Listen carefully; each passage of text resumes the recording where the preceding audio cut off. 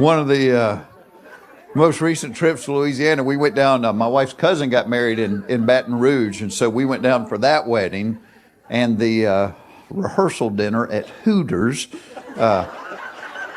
If I'm lying, I'm dying. And our waitress that night was qualified to work there.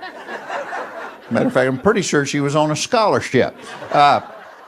First time she walked up to the table, my wife's Uncle Don looked at her and went, "Woo, woo, where'd you get them things, girl?" I thought, oh, she's going to get mad. And she didn't. She was very cool. She said, "I bought them."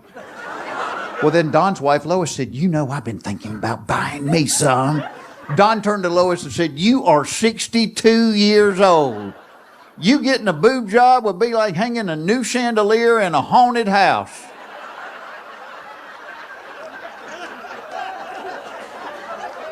This is the blood that flows through my children. And when we went to the wedding, we stayed with my wife's mom and dad. In fact, we spent 5 days with my in-laws, which on life's list of fun things to do comes in right below sitting in a tub full of scissors. And everybody here has family like this. You have people in your family, you love them. You love them to death. You just don't do real well when you have to share the same house, because your lifestyles are different. And that's the case with my in-laws. I mean, they're getting on up there. They're in their golden years. And see, I'm out late at night doing this kind of thing. And bless their heart, it's all they can do to stay awake through the Wheel of Fortune. You're at their house, you watch American Idol, you feel like a hellraiser. It's 9 o'clock, we're still up, we're crazy! But because they go to bed so early, they get up early. Which is fine. If, like normal human beings, they drink coffee and read the newspaper. That's not what happens in the nut house. My father-in-law, who is retired, who has nowhere to go, gets up at 5:45 every morning of his life. He walks straight into the den and starts watching the Discovery Channel at a volume normally reserved for movie theater sound commercials. So you're lying in bed. The sun has not thought about coming up. All of a sudden you hear, "Like other predators of the plains, the jackal subdues its victim by clamping his neck and slowly squeezing the life from his body." You're in the bed going, you know what? That ain't a bad idea. And it's a weird sensation to be mad and learning at the same time. Second morning we were there, I learned everything there was to know about the African willow fly before I had even peed. You know that fly only lives 28 hours? That's his entire life, 28 hours. I'm lying in the bed thinking, boy, you only live 28 hours? You can't afford to have a bad day. And what happens if you get involved with a girl that wants to take it slow? Honey, we're going to be dead in 3 minutes. Spread your tiny wings and fly away.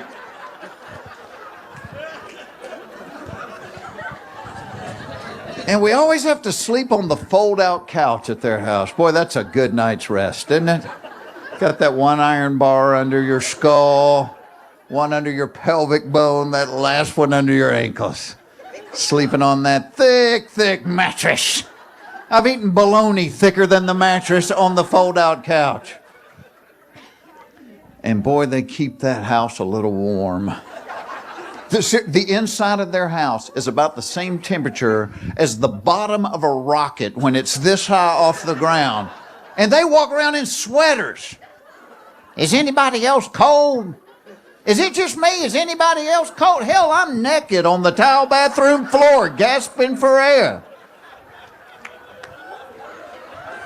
Well, I remember when I was in the 4th grade and the firemen visited our school, they told us that's where the last oxygen would be, right there next to the floor.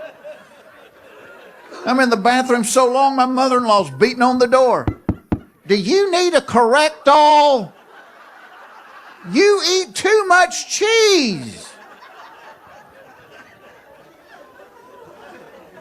And I'm not making fun of old people. I'm not. Because I really do believe that's the goal of everybody here tonight. We all want to live long enough to someday be an old person. I do. I not only want to be an old person someday, I want to be a burden to my children. Oh, I know the day's coming. My kids are going to be on the phone with each other going, it's your turn to take Daddy for a while. Oh, he's making those noises. He doesn't even know he does it. If you don't come get him, Todd and I are going to get a divorce. It's going to be your fault. Well, let me tell you what is new in my life. Several months ago, I became a father for the very first time. Little girl. So, thank you.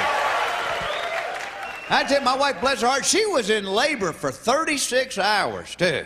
You know, which is bad enough, but to hear her tell it, it gets worse every time. Like, honey, I don't remember the fireman bringing the jaws of life in. No. You didn't have more stitches in Buford Pusser. Don't tell them that. And everywhere I go, people keep asking me, did we videotape the delivery? No, we did not. Got some nice footage of the conception, but nothing on the delivery there.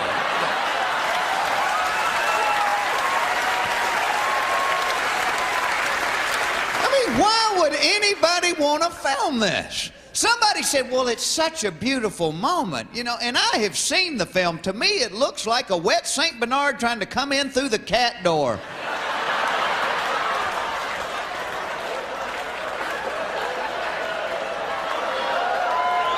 I think any guy that films his wife giving birth, she ought to be able to film his hemorrhoid surgery later on.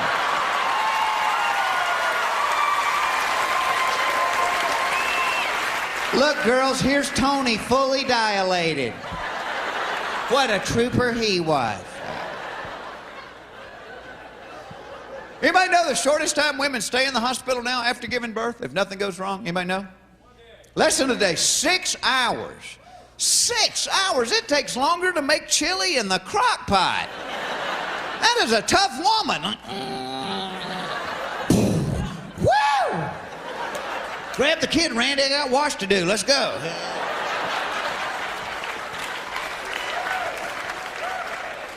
And I'm not making this up. We took a Lamaze class. During the class, the teacher told the whole group, she goes, now, after your wife's water breaks, do not have sex. I raised my hand. I said, is this really a problem? That's a sensitive husband, isn't it? So just how far apart are the contractions there, sweet thing?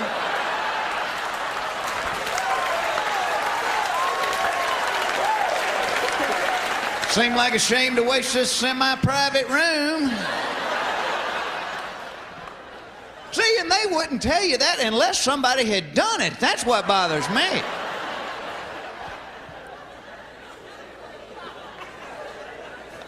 I learned a lot about babies in the past few months, too. Do you know babies are nauseated by the smell of a clean shirt?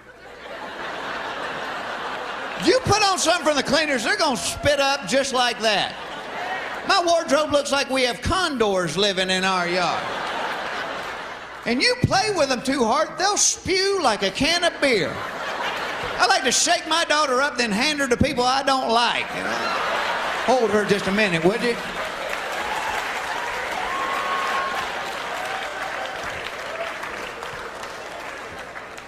I tell you this, I have learned this too. You have got to change those diapers every damn day. You do. When it says 6 to 12 pounds on the side of the Pampers box, they're not lying. That is all those things will hold.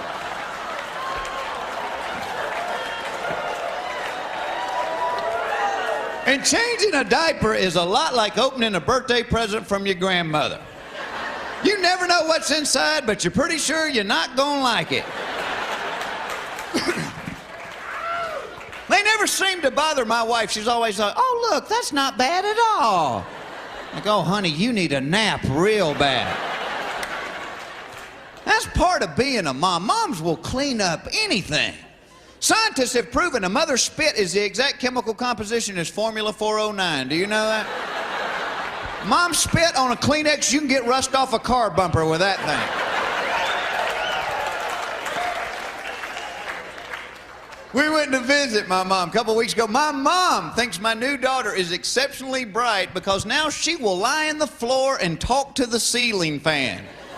I said, Mom, Uncle Harold does that and y'all call him an alcoholic. I mean, not that I don't think my daughter's bright, it's just every parent thinks their kids are smart. You know, you never visit people and hear them say, hey, come in here and look at little Tommy. He is dumb as a brick, boy. Turn on the light. He won't even know. Turn the light on. He just sit there all day long, cross-eyed and drooling. Just like his mama, ain't he? I have a cousin. She thinks her oldest child is going to be the next Einstein because now this kid stands out in their yard and goes, airplane, airplane. I'm like, well, hell, he's 14 years old, you know? Like, I don't want to break your heart, but he's going to have a job with his name on his shirt.